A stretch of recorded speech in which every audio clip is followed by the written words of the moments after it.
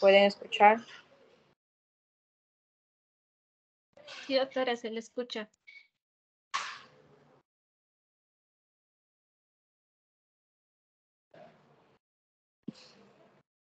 Ok. A ver.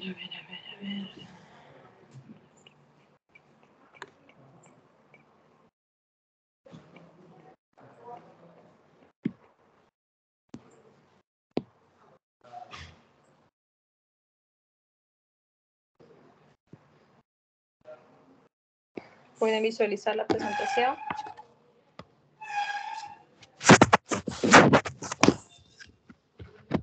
Sí, sí, doctora. Ok, entonces vamos a hablar sobre el infarto cerebral. Recuerden ustedes la clasificación de la enfermedad cerebrovascular, que clasifica la enfermedad cerebrovascular en SB isquémico y SB hemorrágico.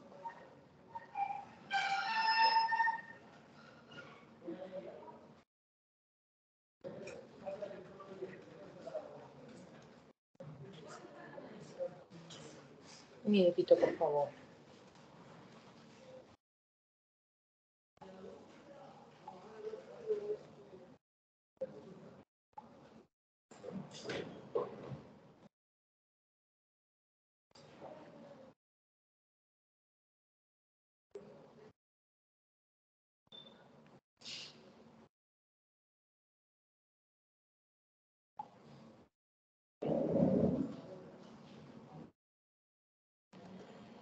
El SB isquémico, que es el motivo de la clase de hoy, a su vez se clasifica en isquemia global y en isquemia focal. El ejemplo claro definido de isquemia global son los pacientes que hacen un paro cardiorrespiratorio y hay una disminución global del flujo sanguíneo a nivel cerebral y esto puede causar isquemia o zonas de infarto de forma difusa. La isquemia focal se refiere específicamente cuando hay un vaso sanguíneo comprometido. Pueden ser vasos sanguíneos comprometidos, pero son vasos que pues, se pueden identificar.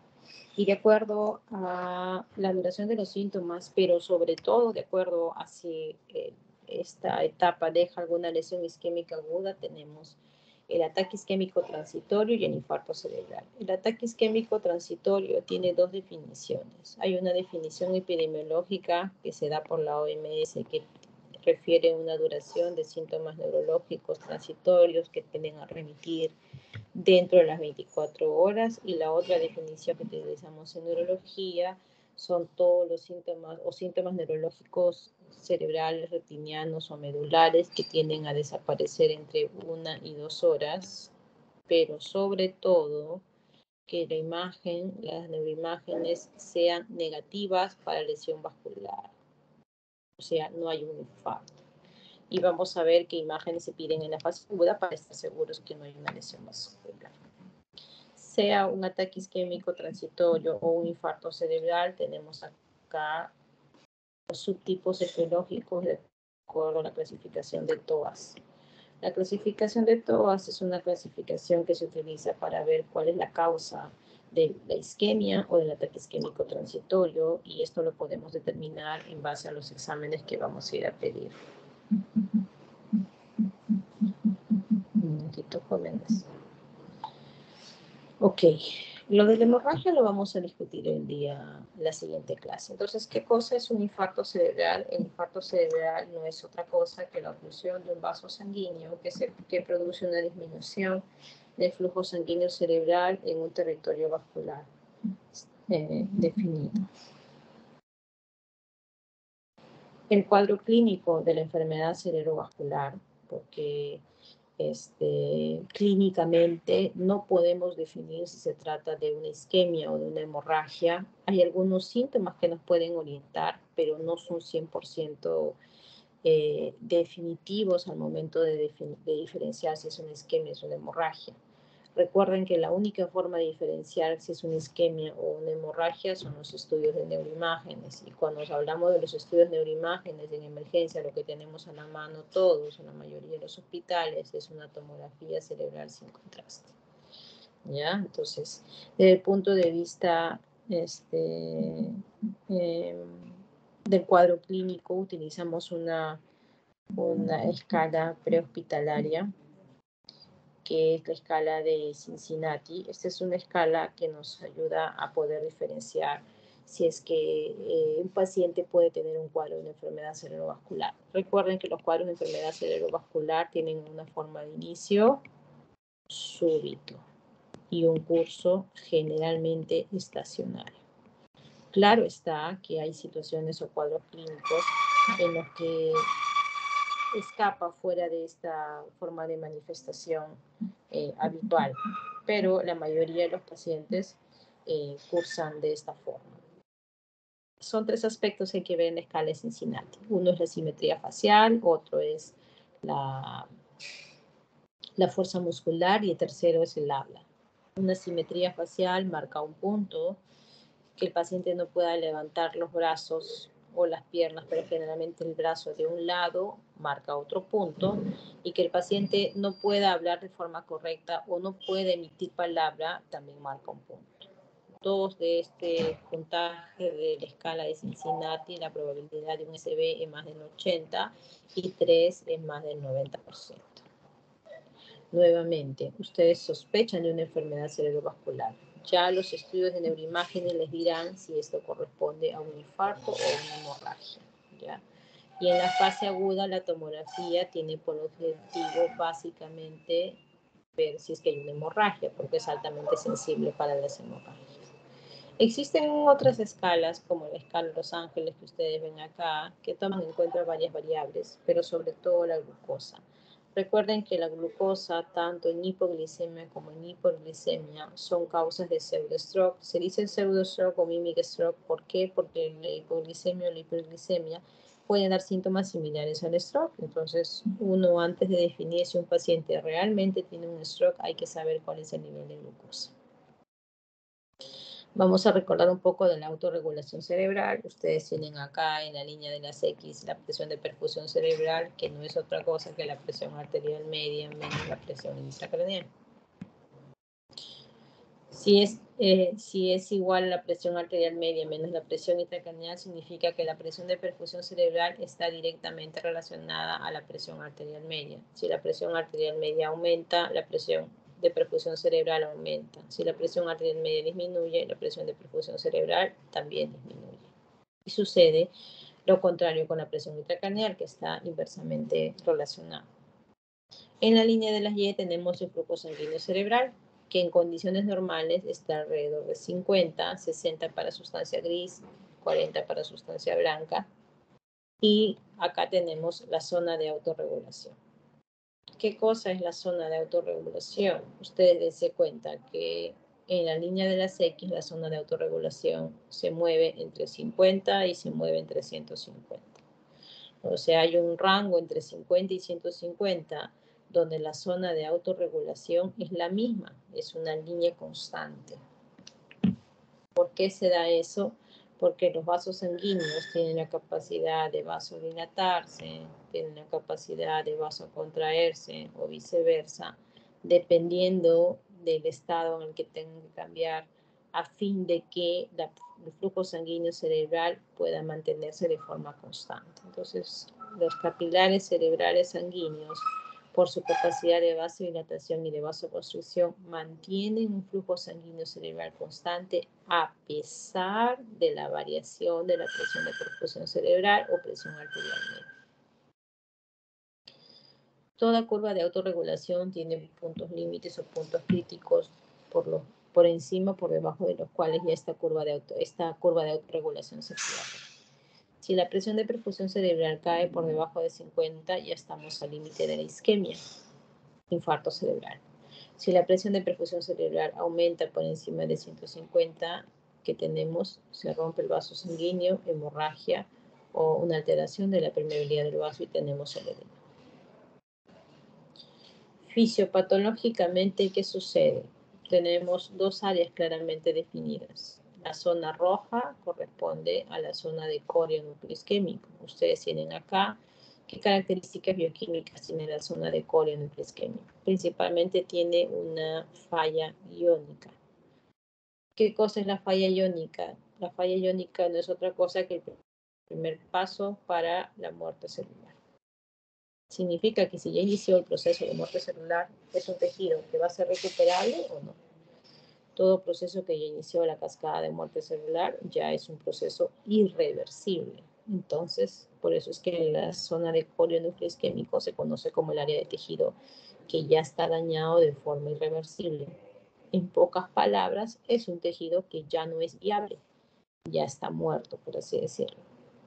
En cambio, la zona de penumbra, que ustedes la ven acá alrededor de esta zona de coronúcleo isquémico, tiene muchas características bioquímicas. Dentro de ellas, las principales es disminución de la síntesis de proteínas. Sin embargo, a pesar de todas estas alteraciones bioquímicas que suceden en la zona de penumbra, no se ha iniciado la cascada de muerte celular, lo que significa que si se puede restablecer el flujo sanguíneo en el vaso que tiene esta zona irrigada, se restablece, se abre el vaso sanguíneo, este tejido que aún no ha iniciado la cascada de muerte celular puede pasar a ser un tejido viable. Es así que todas las estrategias de recanalización o las estrategias de manejo agudo en el infarto cerebral están dirigidas a salvar la zona de penumbra, porque es un tejido potencialmente recuperable. La zona de penumbra, de acuerdo a muchas clasificaciones, puede variar, pero generalmente es menos de 20, entre 12 y 20, y se dice que todo tejido isquémico que tiene un flujo sanguíneo cerebral por debajo de 8 ya no es un tejido que pueda ser viable. Ahora vamos a hablar de los mecanismos del infarto. No confundan los mecanismos que los vamos a ver ahorita, que son 3, con los subtipos etiológicos de la clasificación de TOAS que vimos al inicio de la presentación, que eran 5. Los mecanismos son 3. Primero está el trombótico, el embólico y el hipoflujo. Si yo tengo, como si esto fuera la circulación, si yo tengo una placa de ateroma a esa zona y sucede que hay una disminución del flujo sanguíneo con una oclusión del vaso sanguíneo en la misma zona donde está la placa de ateroma, el mecanismo será trombótico. Si yo tengo un coágulo sanguíneo a nivel del corazón o tengo una plaquita a nivel de la carótida interna, que es una placa inestable, y se desprende parte de esta placa o de un coágulo del corazón y causa un infarto de este émbolo a nivel distal en cualquier área, se conoce como el mecanismo embólico, como que el trombo o el coágulo viaja a través de la circulación. Y el tercer mecanismo es, ¿qué pasa si tengo falla cardíaca? ICC, y por alguna situación mi paciente se descompensa. Esta descompensación a nivel cardíaco puede originar una disminución del flujo sanguíneo en algunas arterias especiales a nivel cerebral y causar también un infarto a nivel distal que se conoce como el infarto por hipoperfusión. Hipoperfusión, hemodinámico, limítrofe. Varios nombres le pueden atribuir. Esos son los 3 mecanismos: trombótico, embólico y por hipoperfusión o por hipoflujo. Vamos a ver ahora esquemáticamente para poder remarcar bien estos mecanismos del infarto. Acá tienen un corte esquemático. ¿Qué arteria es esta que está acá? Cerebral media. Entonces, ¿esta cuál sería? Carótida interna. ¿Y esta cuál sería? Cerebral anterior. ¿Jóvenes están escuchando el audio? Sí, doctora, se escucha. Sí, doctora. Ok. Entonces, si hacemos un corte esquemático de la arteria cerebral media, vemos que acá hay una zona, una placa de ateroma, y que en esta placa de ateroma se tapó, se produjo la oclusión de un vaso sanguíneo. Mecanismo trombótico. Siguiente ejemplo. Ya tengo un corte esquemático, no a altura de cerebral media, sino a altura de carótida interna a nivel proximal, donde está dibujada una placa de ateroma, y parte de esta placa de ateroma se desprende, se forma un émbolo que viaja en toda la carótida interna distal y causa una oclusión a nivel de la cerebral media. Probablemente en la misma zona que la anterior, pero aquí el mecanismo es diferente, porque se desprende un émbolo que viaja a través de la circulación. Mecanismo embólico, ¿verdad? Y el tercer ejemplo, lo que habíamos comentado, una disminución del gasto cardíaco de forma sostenida, una ICC que se descompensa, ¿no? Y causa infartos a nivel distal. Pero ¿en qué zona causan los infartos? Vamos a repasar un ratito. Línea media y anterior, ¿qué arteria lo irriga? Línea media y posterior, ¿qué arteria lo irriga? Y entre ambas, ¿qué arteria está? Lo acabamos de ver ahorita. Línea media y anterior, cerebral anterior. Línea media y Anterior, doctora. cerebral posterior. Y entre ambas, cerebral media. Ok. Pero si ustedes se fijan, estas zonas que están pintadas en gris son las áreas que podrían afectarse cuando hay un infarto por hipoperfusión. ¿Qué áreas son? Estas áreas se conocen como zonas limítrofes. Limítrofes porque se dan entre ambos territorios, de cerebral anterior y cerebral media o de cerebral media y cerebral posterior. Los grandes territorios vasculares, como son estas tres arterias a nivel supratentorial, tienen pequeñas arterias que las conectan. Conectan las dos circulaciones a nivel cortical y a nivel profundo. Se llaman las arterias leptomeningias. Estas arterias leptomeningias que conectan estas grandes circulaciones son las más sensibles a obtener una isquemia cuando se produce un infarto por este mecanismo. Por eso es que los infartos de mecanismo limítrofe o por hipoperfusión tienen esta localización. Limítrofe entre dos territorios vasculares grandes. ¿Cuáles son los factores de riesgo asociados a enfermedad cerebrovascular?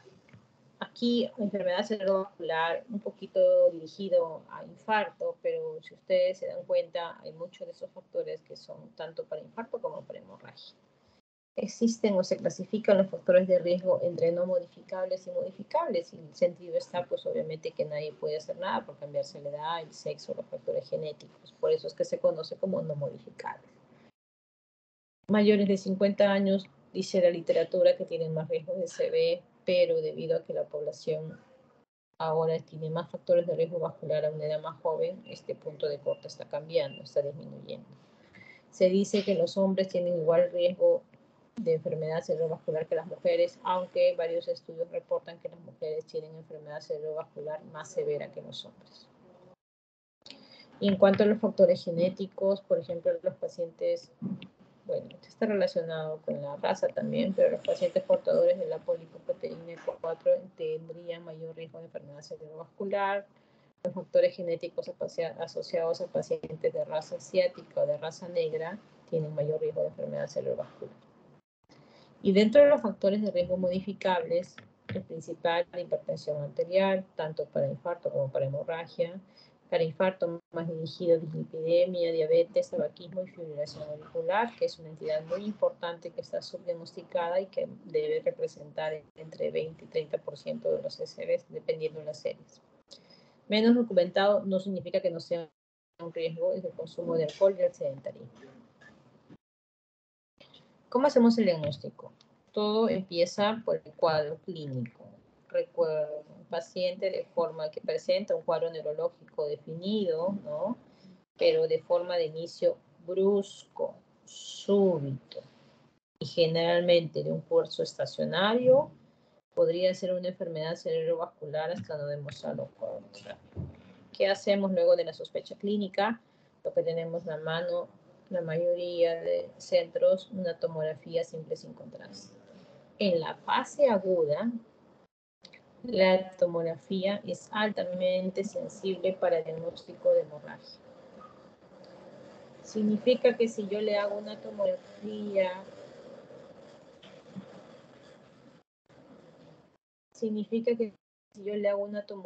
al paciente, si el paciente tiene una hemorragia, lo voy a encontrar en la tomografía. Algunas series reportan una sensibilidad más del 95 al 99% de las hemorragias de tomografía. En cambio, si estoy en la fase aguda, la tomografía puede que no detecte lesión si se trata de un infarto. Porque la tomografía no es altamente sensible para el infarto en las primeras horas en la fase aguda. Es ahí que entra ese estudio diagnóstico que se conoce como la difusión por resonancia magnética, que representa el gol estándar para el diagnóstico de lesiones isquémicas agudas. Entonces, la tomografía en las primeras horas de producir el cuadro clínico de una enfermedad cerebrovascular tiene como objetivo diferenciar si es una hemorragia o no. Porque como es altamente sensible para diagnosticar la hemorragia, si es un sangrado lo voy a ver. Sensibilidad alrededor del 95-99%. Si es un infarto, la tomografía no lo va a detectar, porque la sensibilidad de la tomografía para el infarto en las primeras 3 horas está alrededor del 60-50%. Significa que al menos de 2 pacientes o de 3 pacientes, uno no voy a encontrar la lesión. Entonces, no me voy a confiar en la tomografía para diagnosticar un infarto. Si mi objetivo, dependiendo cuál sea el objetivo de la evaluación en ese momento, es definir si el paciente ha tenido un infarto o no, el gol estándar es la resonancia con difusión. Ahí sí voy a ver la imagen. Y esto lo vamos a ver acá. Miren este cuadrito inferior.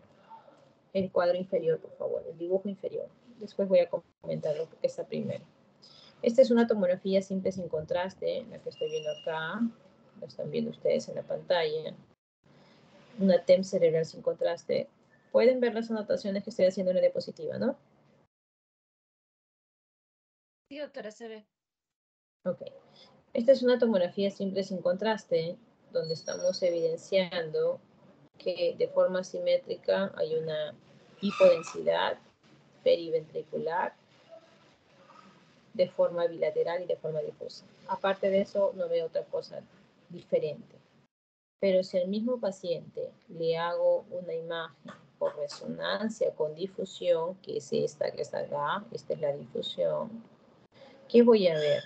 Que de esta zona que parecía una hipodensidad periventricular difusa, probablemente un paciente hipertenso crónico, que ya tiene enfermedad de pequeño vaso, estas áreas que se pintan de blanco, que se llaman como hiperseñal o hiperintensidad, corresponden a zonas de infarto cerebral agudo. Así se ve como hiperseñal o hiperintensidad los infartos cerebrales agudos. ¿Ya? Entonces, si mi objetivo es diagnosticar el infarto agudo, debo pedir una resonancia con difusión. Si mi objetivo es ver que no sea una hemorragia, porque puedo dar el tratamiento cuando es un infarto agudo, la tomografía es suficiente, porque la tomografía me va a decir que el paciente no tiene una hemorragia. Ahora, ojo, todo depende del cuadro clínico. El cuadro clínico muy sugerente para una hemorragia y que amerita un estudio diagnóstico como hemorragia, a pesar que una tomografía negativa, es únicamente los cuadros donde se sospecha de hemorragia subaranoidea. La hemorragia subaranoidea se debe a la rotura de un aneurisma. Estamos hablando HCA espontánea en la mayoría de los casos. El paciente clásicamente o clínicamente puede tener una cefalea muy intensa como nunca antes en su vida lo ha sentido, náuseas, vómitos y alteración del sensorio. O sea, puede haber pérdida de conciencia de forma súbita, de forma brusca, por eso son cuadros vasculares. Solamente en ese contexto, si el paciente tiene cefalea intensa como nunca antes en su vida, náuseas, vómitos y pérdida de conciencia, alteración de conciencia, se sospecha de un HCA y hay casos en los que las HCA pueden ser tomografías negativas. Y ahí se sigue con el protocolo de manejo para llegar hasta el diagnóstico final de una HCA o no. Este es el único contexto en el que, como prima una cefalea muy intensa, no es el infarto la primera posibilidad. Pero sí es como estuvimos hablando anteriormente, cuadros de déficit motor, dificultad para el habla, que la cefalea no es su componente principal. Entonces, vemos la tomografía, vemos que no hay sangrado y asumimos que este paciente tiene una hemorragia. Remarco este punto porque cuando estemos en el tiempo de ventana para discutir los pacientes que pueden ser candidatos a algún tipo de terapia de rescate vascular, es importante que ustedes sepan qué examen pedir que es suficiente para ganar tiempo, porque lo que muchos de ustedes confunden es que necesitan una resonancia con difusión para hacer algún procedimiento en el paciente. Y eso lo que produce al final es que retarde el inicio de la terapia. Y la terapia de repercusión, ustedes lo van a discutir en el seminario. La clave del éxito está entre más pronto se pueda recanalizar el vaso. Otros ejemplos de resonancia con difusión. Esta es una resonancia en protocolo T2. Esto es en el protocolo FLAIR. Este es en el protocolo de difusión.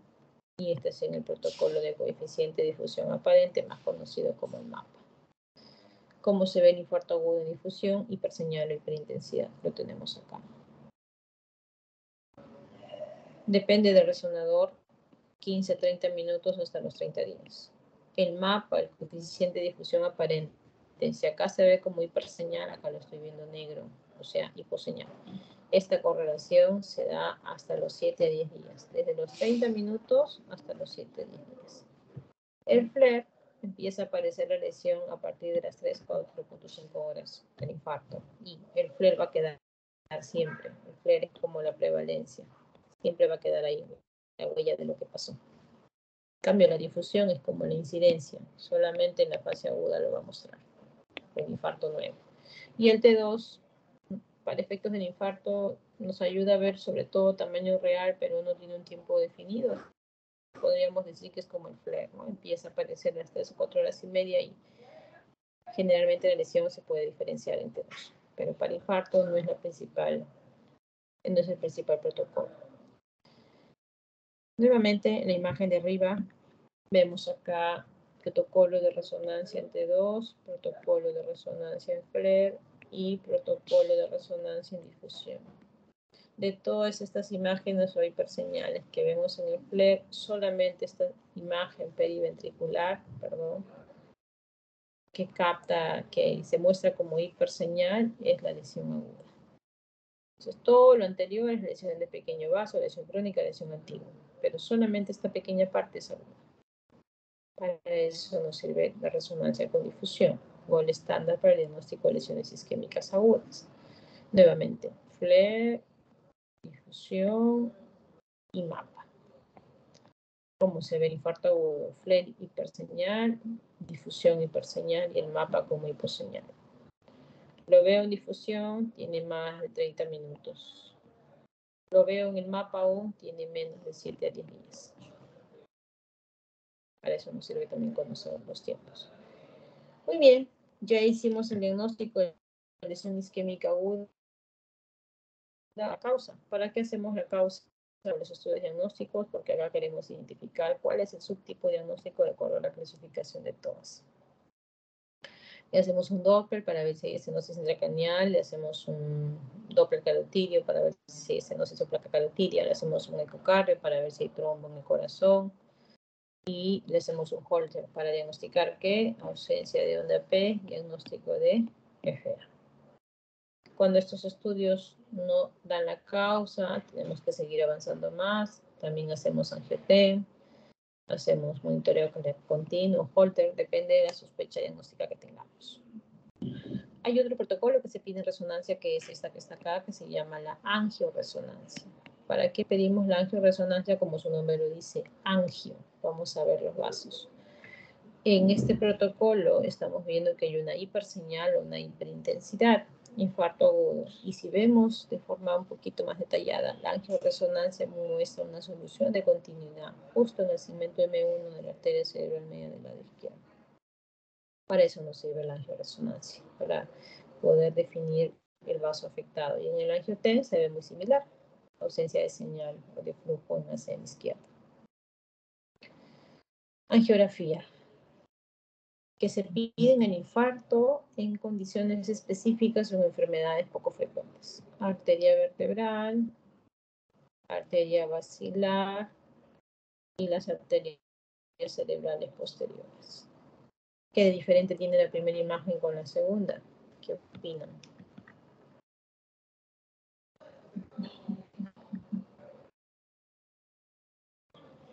alguna diferencia entre ambas?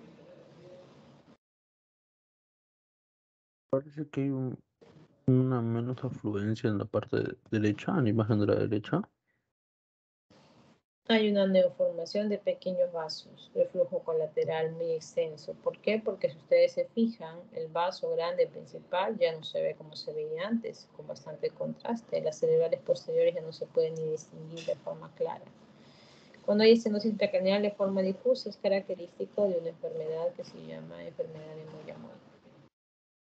En casos seleccionados, le vuelvo a repetir, recién pedimos una angiografía. No se utiliza para el diagnóstico del screening de todos los pacientes.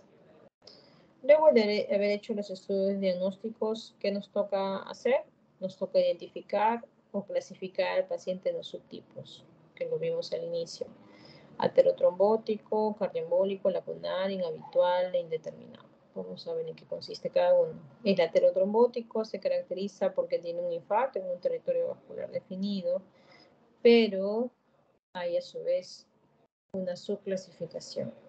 Cuando una estenosis del vaso afectado o del territorio vascular afectado es más del 50%, se cataloga como una aterosclerosis con estenosis, más del 50%.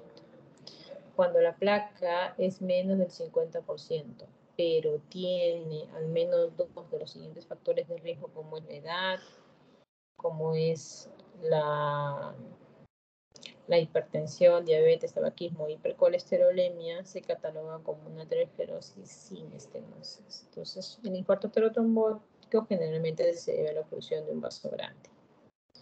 El infarto cardioembólico puede tener la característica de que tiene infartos en diferentes territorios. Miren acá, cerebral posterior y ACM, porque es como que un émbolo que se parte en varias partes, en pequeños fragmentos, y puede causar infartos a nivel distal de forma difusa o en diferentes territorios.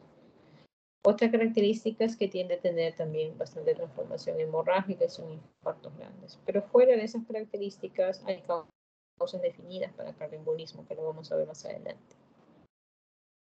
El infarto del pequeño vaso tiene que tener dos requisitos. Si es en tomografía, mide menos de 15 milímetros. Si es en resonancia, mide menos de 20. Pero además, no tiene que ser aterotrombótico, o sea, no tiene una estenosis más del 50%, y no cardioembólico, no tiene una causa de cardioembolismo mayor. En conclusión, es como un diagnóstico de descarte, porque aparte del tamaño, tenemos que hacer los estudios para descartar que no tenga otra complicación más. Los inhabituales, como el que vimos hace un momento, muy a cada siglo, otras enfermedades poco frecuentes, o como esta que está acá, que es la trombosis venosa. Normalmente, cuando uno pone contraste en una resonancia, debo ver así el seno que capte. Si ustedes se dan cuenta, aquí no estoy viendo nada, aquí no, el contraste no está llegando, el contraste no está llegando. Veo en los protocolos, en otros protocolos tengo uno con contraste, en este caso el sagital, que hay una ausencia llenado de flujo de todo el seno sagital superior, la confluencia de los senos. Igualito en el T1 axial, en la venoresonancia no está representado el seno sagital superior, el seno transverso. Diagnóstico, trombosis venosa cerebral. Causas inhabituales. Y los infartos de origen indeterminado tienen a su vez tres subtipos. El criptogénico es el que le hicimos de todo, pero le hemos hecho de todo y no hemos encontrado la causa. No se identifica la causa. El que tiene más de una etiología, tiene una estenosis más del 50, y aparte de la estenosis de más del 50 tiene, por ejemplo, una FA. No se sabe cuál causa el infarto, más de una etiología. Y el estudio es incompleto, como lo dice su nombre, no hemos identificado la causa porque le faltan hacer algunos exámenes. Cuando tenemos un paciente con enfermedad cerebrovascular, esto aplica para infarto y para hemorragia, se le hace la escala de NIHSS con el objetivo de valorar la severidad. Tiene un puntaje de 42 y consta de 11 preguntas. ¿Qué otra escala se aplica? Se aplica la escala de arranque modificada con el objetivo de valorar discapacidad y muerte, consta de 6 puntos y el máximo puntaje para la muerte. Y se procede luego al manejo general, que va desde protección de vía aérea, se le da oxígeno para mantener una saturación más de 94, no es profiláctico, ¿eh? Solamente cuando esta saturación cae se le pone oxígeno, temperatura más de 38, glicemia entre 140 y 180, se maneja la hipoglicemia cuando este es menor de 60, idealmente todos deben ser manejados en una unidad de stroke. Se le hace el test de disfagia para detectar riesgo de aspiración y disminuir, por lo tanto, las neumonías aspirativas, la dieta lo más pronto posible dentro de los 7 días, sonda obviamente con test de disfagia positivo, y para prevenir riesgo de trombosis se le usan los dispositivos de compresión neumática intermitente, más aspirina, más hidratación. No se le pone todo sonda folio porque aumenta el riesgo de infecciones urinarias. Y para el manejo de la presión en el infarto agudo, cuando decimos infarto agudo nos referimos a las 24 horas, tenemos varios puntos de corte. Se maneja la presión si esta excede más de 220 o 120, cuando no le vamos a dar ningún tipo de terapia de rescate vascular. 180, 105 es en las primeras 24 horas al paciente que le dimos algún tipo de terapia de rescate vascular. Y como criterio de inclusión para hacer terapia de rescate vascular es 185 a 110.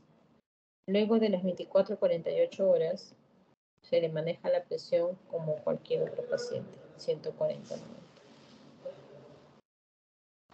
Esta es la representación esquemática de un infarto de cerebral media izquierda que tiene una zona negra que corresponde a la zona de core y tiene una zona gris que corresponde a la zona de penumbra.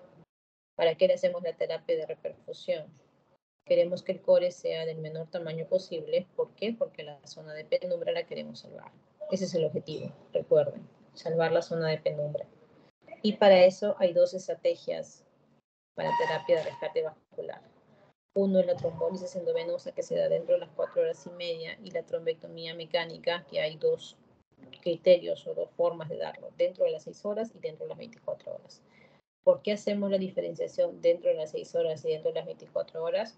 Porque hay algunos criterios que se agregan dentro de las 24 horas, que ustedes los van a comentar en el seminario. Pero esos son los tiempos de ventana y los tipos de terapia de rescate vascular. Luego de que sucede el infarto y luego de que hayamos identificado la causa, nos toca el tratamiento de prevención secundaria y terciaria. Secundaria, punto de vista de tratamiento, antiagregación para todos los infartos que no son cardioembólicos, algunos inhabituales y algunos indeterminados también. Aspirina, clopidogrel y la anticoagulación para el infarto cardioembólico. En algunas situaciones, para otros casos, por ejemplo, pacientes con lupus, más síndrome tifosfolipídico, requieren anticoagulación. La guía americana te recomienda una anticoagulación entre los 4 y 14 días, pero vamos a ver que la guía europea recomienda inicio un poco más precoz. Les comentaba sobre las fuentes mayores de cardioembolismo. Todas estas causas que están listadas acá, cuando uno las encuentra, significa que es un infarto cardioembólico y que hay que anticoagular. FA a la cabeza, que es la más frecuente. Luego está flutter, mixoma, estenosis. Todas estas anticoagulan, excepto cuál, la última, ¿no? Endocarditis infecciosa se trata de enfermedad de fondo, no se anticoagula. Y tenemos, recuerden, dos tipos de anticoagulantes orales, porque cuando ustedes hablan de anticoagulación a largo plazo, jóvenes, ustedes tienen que pensar en anticoagulación oral.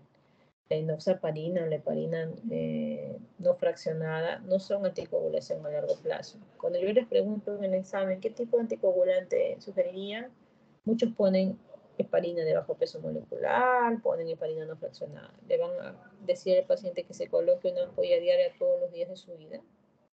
No, ¿verdad? Entonces, anticoagulación oral a largo plazo es la indicación cuando estamos hablando de infartos cardioembólicos. La warfarina es el anticoagulante oral que se ha usado por más de 50 años, ya debemos ir unos 60 ahora. Y tiene un mecanismo de acción que ustedes lo conocen, que actúa sobre factores dependientes de vitamina K, o sea, 2, 7, 9 y 10, pero actúa sobre factores inactivos de la cascada de coagulación, factores inactivos, 2, 7, 9 y 10.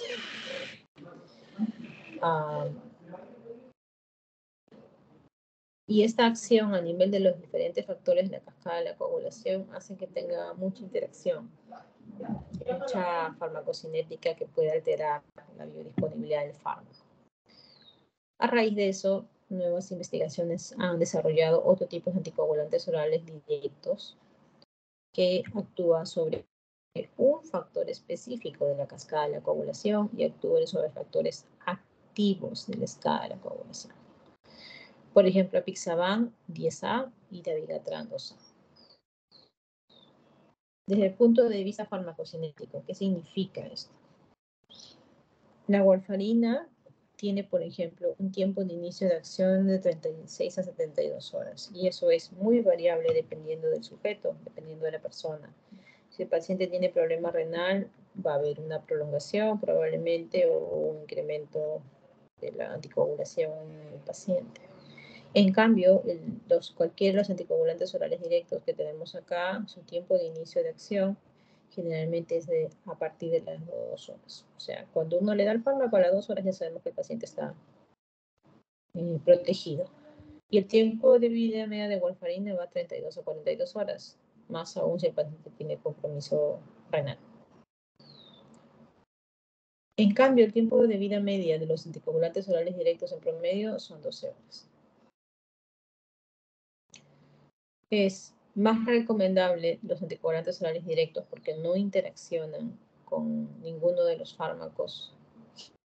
Generalmente que sí interacciona la warfarina, no interacciona con antibióticos, no interacciona con alimentos de hoja verde como si lo hace la warfarina.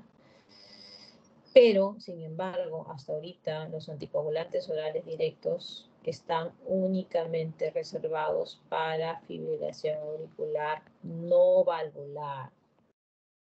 Si yo le pongo en los exámenes, en el caso clínico, que un paciente tiene una FA no valvular, entonces ustedes con sustento podrían, dependiendo de la circunstancia del paciente, recomendar un DOAC. Pero si lo que están viendo es una FA, no es una FA no valvular, no pueden recomendar un DOAC. En esa situación no les queda otra que recomendar la warfarina. Así que por favor, jóvenes, repasen bien la clase para que después no tengamos sorpresas en el examen. Esta es el inicio de la anticoagulación utilizando la guía europea. La guía americana recomendaba 4 a 14 días. ¿Recuerdan? Aquí la guía europea va desde el tercer día hasta el 12º día.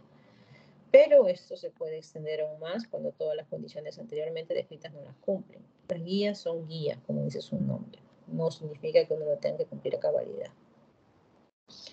¿Qué hay que tener en cuenta? El NIH del paciente, la severidad, NIH menor de 8, 8 a 15, mayor a 16, y qué factores que hay que tener en consideración para iniciar la anticoagulación. Aparte del NIH, hay que tener si el paciente tiene la presión controlada o no está controlada, si es un paciente joven, si hay transformación hemorrágica o no en la lesión, requiere alguna cirugía pronto, tiene un riesgo de recurrencia alto a través de un trombo cardíaco o algo. Cuando sucede eso, cuando hay un riesgo alto, se prefiere iniciar la anticoagulación lo más pronto posible, sin dejar de tomar en consideración los otros factores, porque si yo inicio la anticoagulación muy pronta, lo que sucede es que el infarto puede transformarse en sangre y eso puede generar mayor complicación en el paciente. Por eso es que nosotros los neurólogos nos tomamos siempre un tiempo en iniciar la anticoagulación. Diferente es cuando ustedes lleven su curso de cardiología, van a escuchar que los cardiólogos inician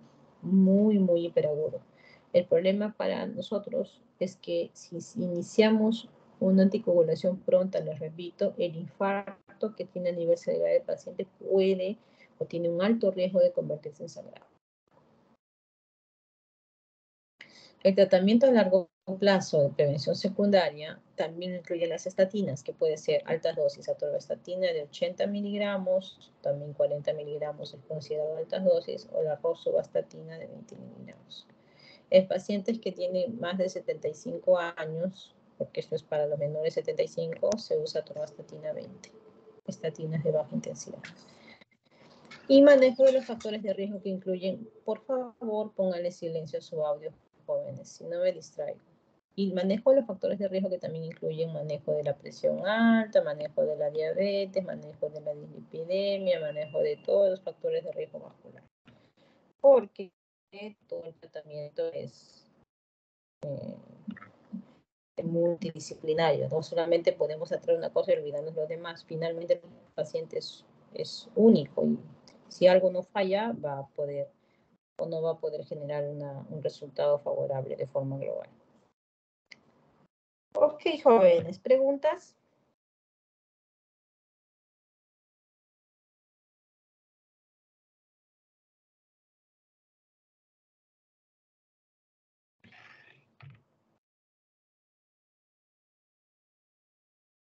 ¿Está todo claro, chicos? Doctora, en la parte de imágenes, creo que había mencionado el flare de 30 a 4.5, disculpe, de 4 a 5 horas y luego el otro era de 7 a 10 días.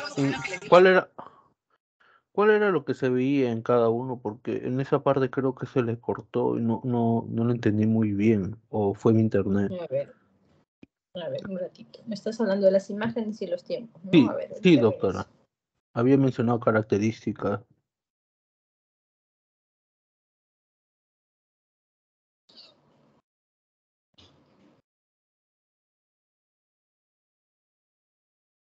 No, avísame cuando ves la diapositiva. Estoy regresando.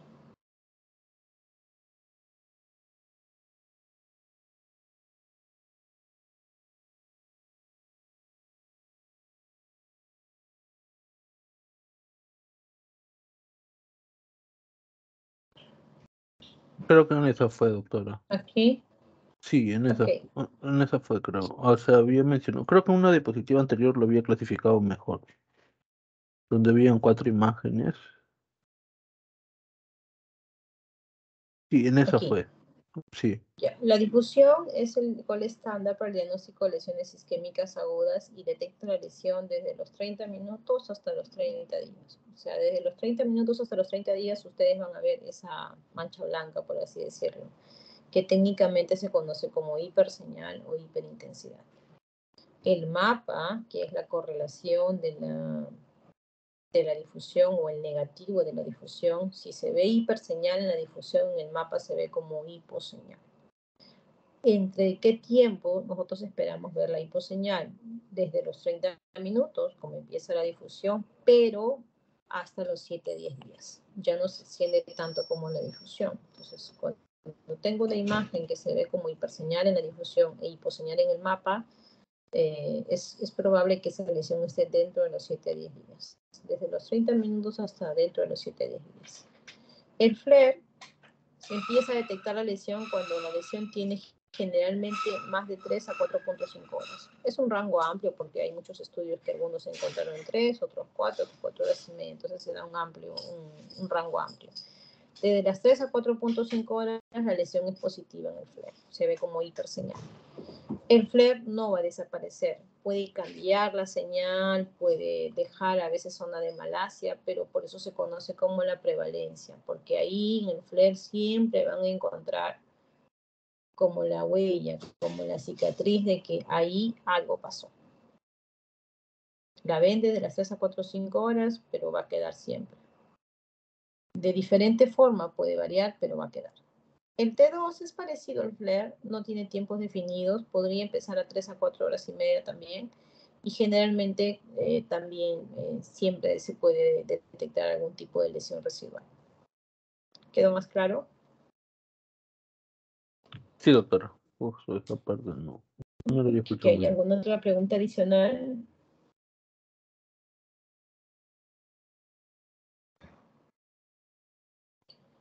Ok, chicos, nos estamos viendo para la siguiente clase. Recuerden que, disculpen, hoy día no pude empezar 8 en punto, pero ya estamos acabando.